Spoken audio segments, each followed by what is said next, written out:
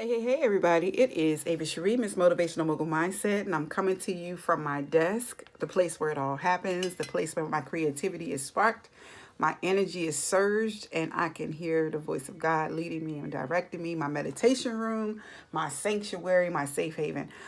This is where I do my Community Bricklayers online talk radio and podcast, the studios, and the Ava Cherie brand building, and just everything goes down here. So I wanted to come to you because I love to keep you abreast, and I want to always take time to be mindful of what God has blessed me with, mindful of the audience and mindful of the reach. Always put that as a priority and never get too overwhelmed with life, good, bad, and indifferent, just life.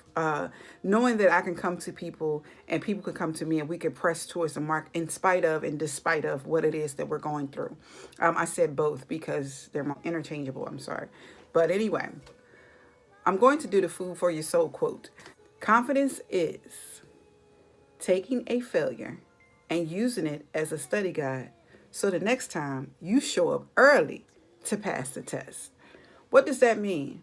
You show up early to pass the test because you've studied what it is that the areas that you've failed, that you may feel you failed in or you struggled in. You take an ownership of your shortcomings. You take an ownership that you didn't prioritize or re-strategize or organize properly.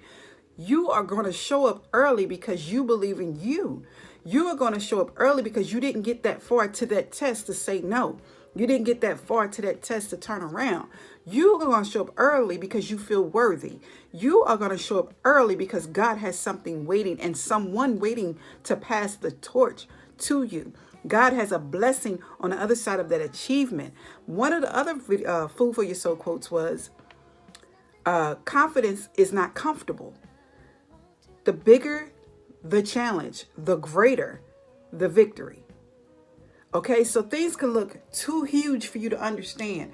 Things can look so big and we can't even conceptualize it. Like, what? How is this conceivably possible? How am I going to get to that I know I've seen or God showed me or allowed me to see? What is going to take place in this situation to give me the confidence? Because I'm not comfortable going in that territory, or I'm not comfortable asking this group of people, or I'm not comfortable going into that social environment. Confidence doesn't come with being comfortable. Confidence comes with knowing what's in you, what God is already giving you, sharpening, being accessible to learn, being accessible to and teachable. Walking into a situation knowing that something is on the other side for you. It doesn't take familiarity. It takes courage. Confidence is being courageous.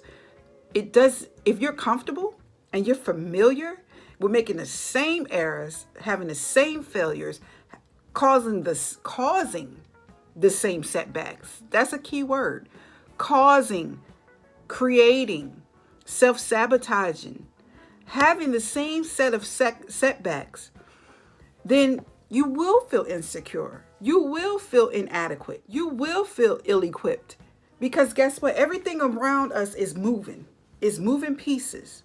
So if you continually decide to operate, or you decide to be comfortable in a place of mediocrity, you're going to feel subpar to people that are excelling, that have put their faith to the test, that have put their faith in the mission, their goals, their action steps, that are using their platforms, that are using their gifts, that are using their skills, that are teachable, that are learners, that are students for life, like myself.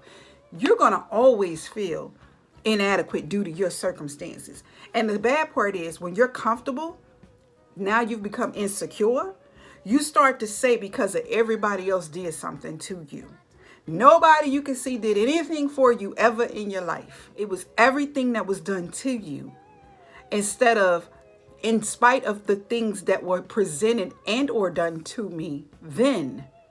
I've taken them around. I've annihilated it. I've cut it off. I've been delivered from it. I've been set free from it. You still see yourself as a slave or as a victim. And what it is, you see yourself as that because you treat yourself as that. You're re-victimizing yourself.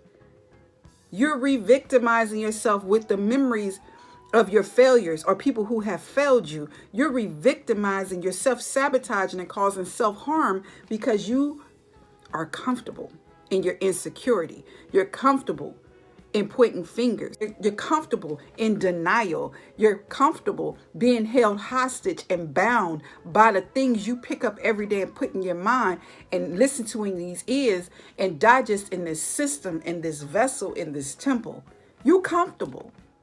So the minute someone stronger doesn't mean they've been that way all their life, but just a little bit stronger, able to take a little bit more and reverse their situations and find the good in everything and a takeaway and build, even though they weren't dealt a fair hand. The minute that type of person come in your life, them other attachments go off of that springboard of your doubt, go off the springboard of your insecurity, go off the springboard of your envy, your jealousy, your hatred, your bitterness, your anger towards yourself, your insecurity, and lacking the courage to attain the confidence that's given to each of us.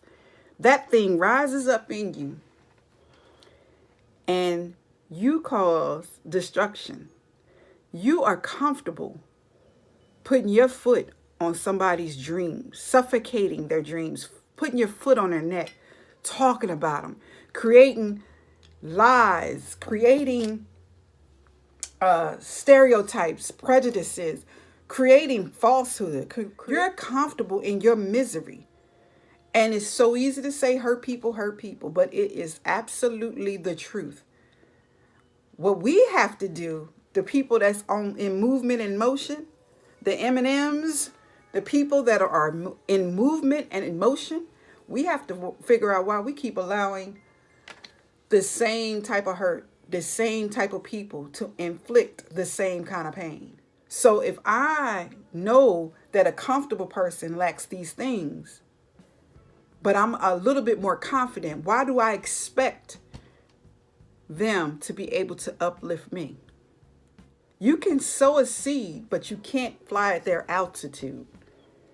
They have too much baggage. I hope you have gone onto Ava Cherie's YouTube channel and checked out my numerous videos. I have one about misappropriating your baggage and flying at an altitude and weighing somebody down when you trying to fly on their plane, on their gift, on their dream, on their mission, on their goals, on their dream board, on their vision board. You're trying to fly off their name and their character, and you brought your weight and weighed the plane down when you need to sit curbside for a while and be led. Become teachable. Surrender. Give it all over to God and ask Him to clean those dirty areas, those foul areas. Purify your tongue with watching what you speak against people. Purifying your hands when you cause destruction and discord, when you pick up that phone, when you lie, when you do a lot of things that you don't understand because you're comfortable, because you lack confidence. And when someone else comes along with a little tinge more confidence or a lot more, you feel like they think they better than. But ultimately, it's because you've devalued your worth the entire time being comfortable. So it's a challenge. You get the victory. You get the victory in being courageous. You get the confidence in overcoming. That's what it is. It's not a degree. It's not because somebody condemns you. It's not because somebody's judging you. It's not all those excuses that you use. You get the confidence for being courageous to overcome. You get the victory and become victorious because you have come out of the comfortable zone, gone through the war zone, and you were led by faith that you could make it to the other side. Then you really have a testimony. And that other side you can't bring those other entities of jealousy and envy and hate to that other side. Because you wouldn't, once you've overcome some things, jealousy and envy is null and void. Because you know the next great person next to you, or the next mighty warrior next to you, or whomever God has allowed to be on that next level with you, You know they didn't overcame some things, honey. And you don't have the time or the desire to be jealous of anybody. Listen, I thank God I don't have a jealous heart, nor have I ever. Because I was too busy tied up in my own stuff. Too busy tied up in the things that God was trying to bring me out. If I had the audacity to grieve him, to be jealous about what I thought somebody had.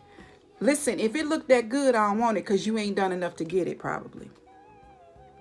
If it's always flossy and glossy and smelly and rosy and peachy and this, that, and the third, why would someone be jealous of that? Because they haven't really, 10 out of 1, they may not have overcome anything. They just know how to put everything on and make it appear like they have. They haven't dealt with anything. They're too busy in the mirror, worrying about what it looks like. But baby, whoo, I'm just thankful I don't have an envious heart. I've never had one, because I wouldn't dare want to assume and walk in my brothers and sisters' shoes, because I have my own big shoes to fill. So this is about confidence. This is about the study guide of failures and how you show up early to pass your next set of tests. I pray to God that this reaches you in a serious, heartfelt way, because it ministers to me every time God gives me a food for your soul quote. And I call it a food for your soul because it does just that. When I get these things, I have to pull over. I have to get up out of my sleep. I've seen the words in my sleep. Many a sleepless nights. God downloads, God inspires me, God speaks to me. He speaks to all of us if we just yield and be before him, commune with him, talk to him. But I'm just glad it could be in a real way, a real teachable way. Every food for my soul quote I can read back to me. So I just thank you for allowing this space to be in your heart where you have an ear to hear, and share it. Share it. It's not a know-it-all. I know we got millions of quoters out here, but sometimes the outline and the small tidbit of a quote can take you a long way, and it's just what you needed on the right time at the right place. And that's all I want to be. Until next time, God's love and God's peace to you all. Ava Cherie.